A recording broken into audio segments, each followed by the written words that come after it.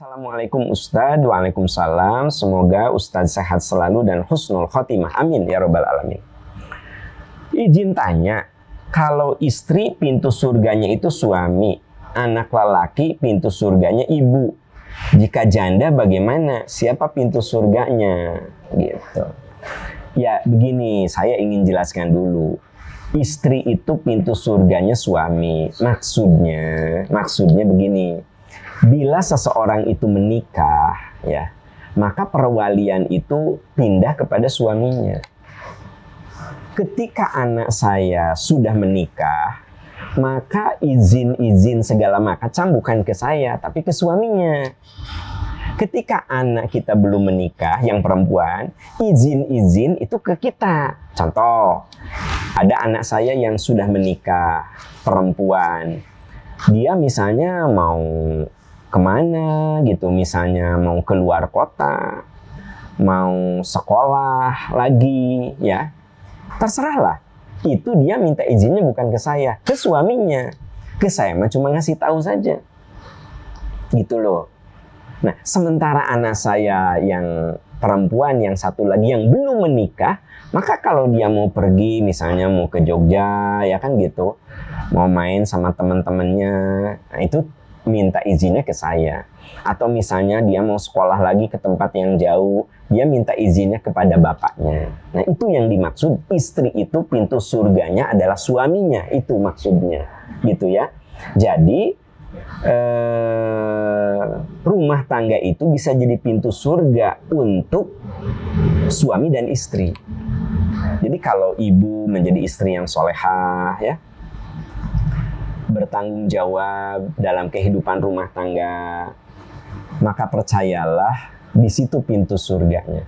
Makanya ada hadis yang mengatakan bila seorang istri meninggal dan suaminya ridho, maka tidak ada balasan bagi istri itu kecuali surga. Yang dimaksud ridho itu begini, bukan ya saya mah alhamdulillah istri saya meninggal, bukan begitu maksudnya. Jadi ridho itu selama berumah tangga, suaminya itu merasa bahwa istrinya itu luar biasa sekali, bisa mempertanggungjawabkan kewajibannya begitu. Nah makanya Bu, kalau ibu jadi istri, berjuanglah bagaimana suami Anda itu ridho gitu loh. Ya ada cekcok-cekcok dikit-dikit, wajar, namanya juga hidup ya, pasti ada beda paham, ada beda pandangan, itu wajar gitu. Tapi secara keseluruhan, andai ibu meninggal lebih dulu, suaminya tuh ridho. Jadi ridho itu gini, kata suaminya, ya dia mah istri yang solehah, dia itu istri yang bertanggung jawab, dia itu istri yang amanah, dia itu istri yang bisa membuat aku bahagia. Nah itu namanya ridho gitu. Jadi apabila seorang istri meninggal dan suaminya ridho, maka balasannya surga, gitu ya. Nah, artinya dia menjadi istri yang amanah. Itu yang dimaksud bahwa pintu surga bagi istri itu suaminya, itu yang dimaksud. Nah, terus apa yang dimaksud anak lelaki itu pintu surganya adalah ibunya. Nah, ini maksudnya adalah walaupun sudah menikah, anak laki-laki itu masih berkewajiban menafkahi ibunya. Nah ini yang harus dipahami juga oleh para istri ya, oleh ibu-ibu ya. Jadi kalau ibu saya masih ada gitu, nah istri saya kudu mengerti bahwa saya masih wajib memperhatikan dan menafkahi ibu saya gitu loh. Karena pintu surga saya adalah ibu. Ini isyarat bahwa ketika kita sudah menikah, ya, ini laki-laki sudah menikah, maka istri harus paham bahwa anak laki-laki itu masih punya kewajiban memperhatikan ibunya, gitu. Nah, sungguh mulia ketika seorang suami dia menyuruh istrinya untuk memperhatikan ibunya. Nah, jadi dia itu bisa jadi pintu surga. Mertua bisa jadi pintu surga. Ibu sendiri, orang tua sendiri bisa jadi pintu surga. Nah, tugas kita, teman-teman sekalian, lihat keadaan. Kalau ternyata ibunya istri kita atau mertua ya, memang butuh bantuan, butuh support, kita support. Nah, ini untuk bapak-bapak, kalau Anda memperhatikan ibunya istri atau mertua, sesungguhnya itu pintu surga untuk kita.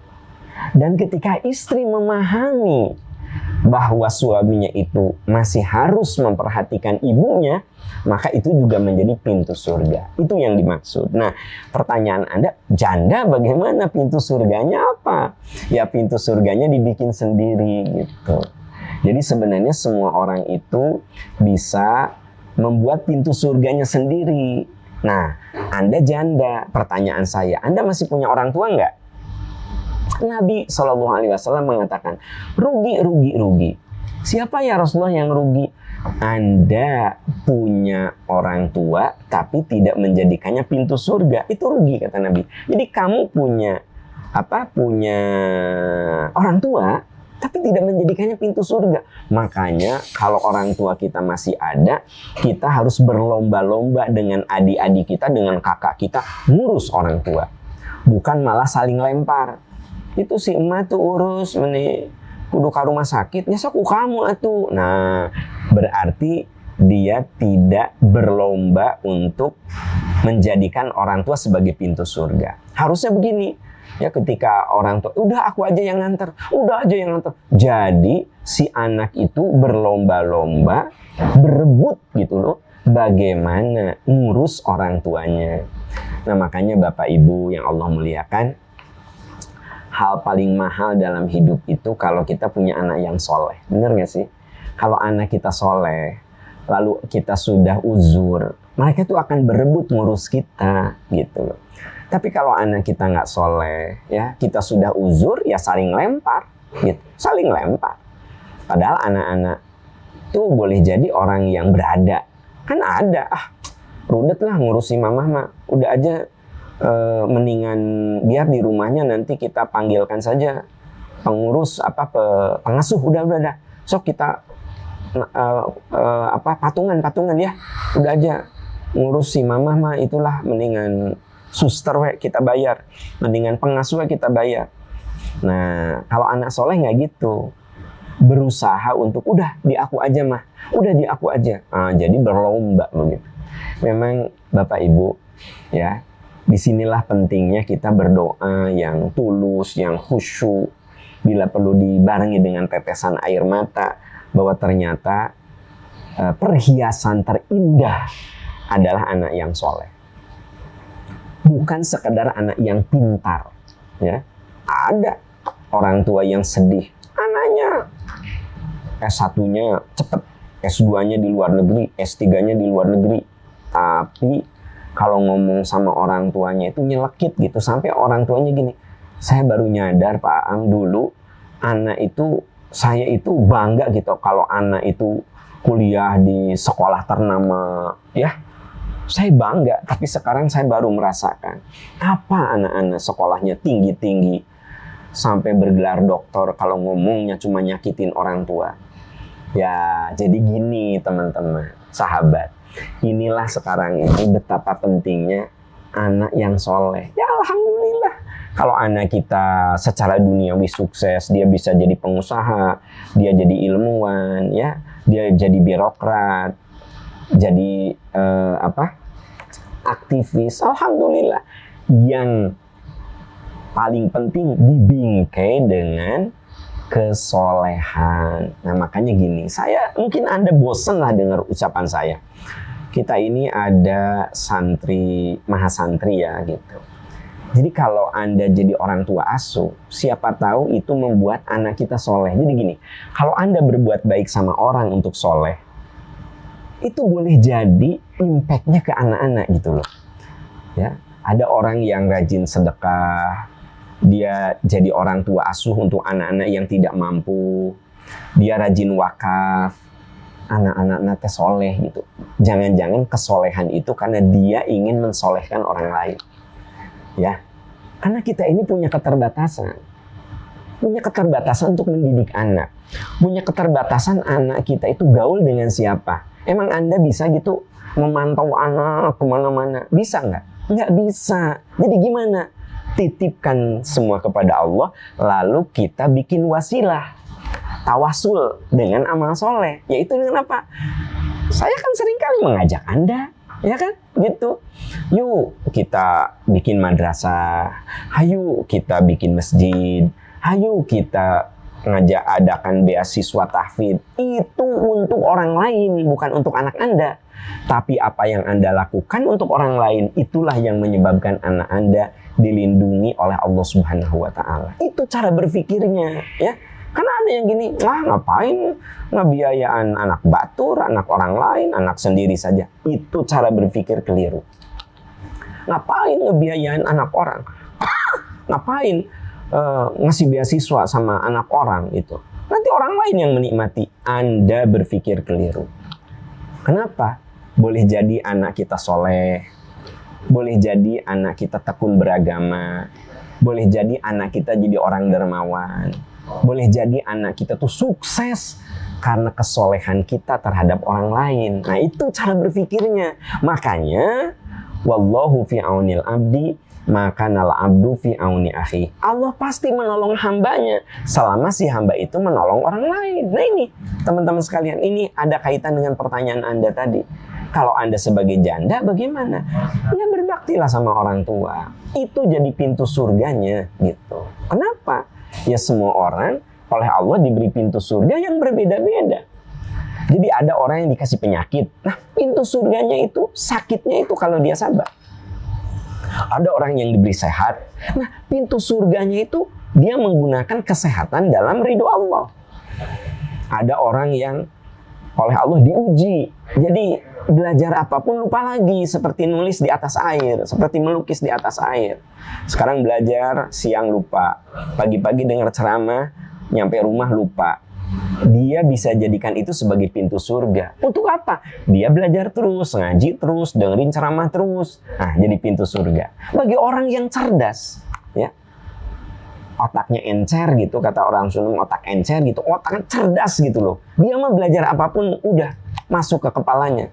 Maka bagi dia bisa menjadikan ilmunya itu pintu surga. Anda usaha apapun gampang gitu loh. Jualan nasi kuning laku, jualan bakso laku, jualan kerudung. Anda mah jualan apapun selalu laku gitu kan. Maka apa yang Anda lakukan? Itu jadikan pintu surga gitu. Ibu ya, Anda bisa menjadikan ngedidik anak itu sebagai pintu surga.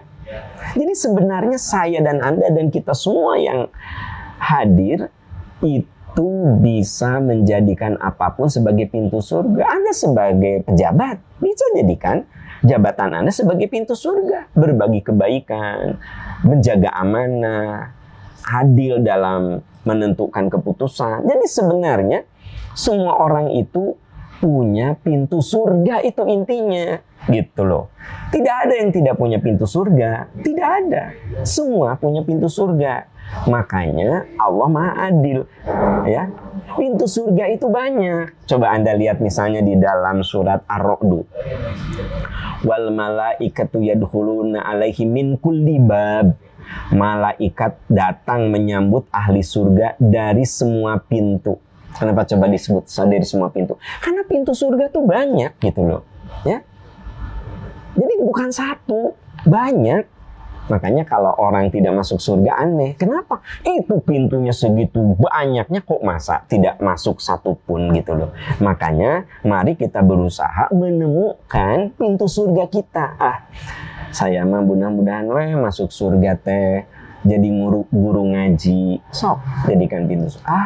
Saya mah nggak bisa ngajarin ngaji, tapi mudah-mudahan ada rezeki saya yang bisa saya gunakan untuk membantu para guru ngaji. Jadi guru ngajinya masuk surga lewat ngajar, orang Anda, saya bisa membantu mereka, ya, kehidupannya. Dengan cara apa? Ya ada rezeki saya yang saya sisihkan, kan jadi pintu surga juga, ya nggak?